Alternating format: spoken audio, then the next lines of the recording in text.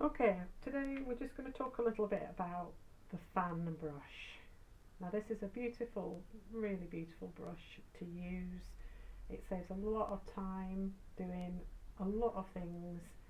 So if you can afford one, or if you fancy it, buying yourself a new brush, then go ahead and buy one. You can buy them online or from your local art shops. They come in watercolour and acrylic brush types, so have a look at them. See, you may not need one as big as this. This is a zero, oh no, it's a number 3. For watercolour you might decide to buy one a little bit smaller, but that's up to you.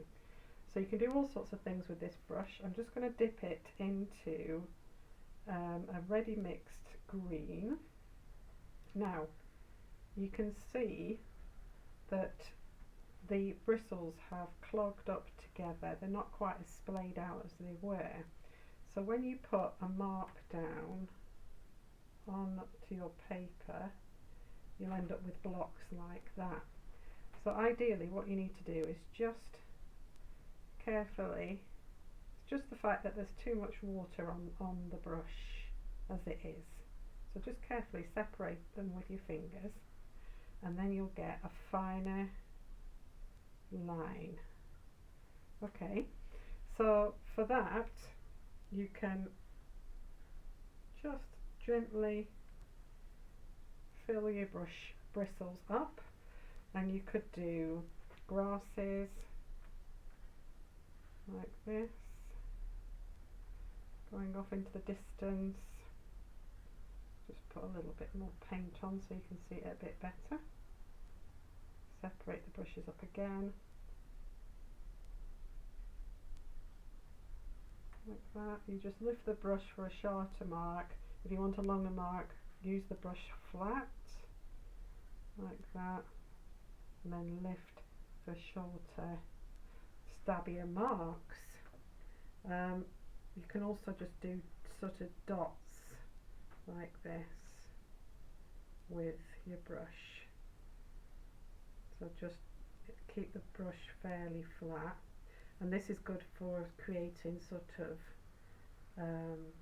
sandy surfaces or pebbly surface. I've just picked up some brown, just put in, so effectively what it's doing is it's saving you time. You don't have to keep going in with a single brush to create dots. It's really good for sand and gravel and paths and things like that. Okay, I'll just pick up a bit more of that brown.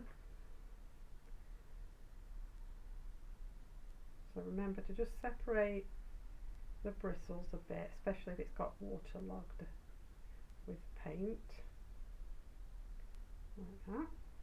So in the same set, as well as flicking upwards or even downwards like I did there, you can do sort of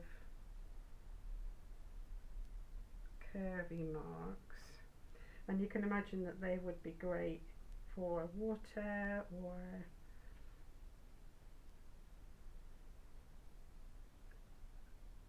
clouds, wispy clouds, so on. Just have a bit of fun vertically. The same.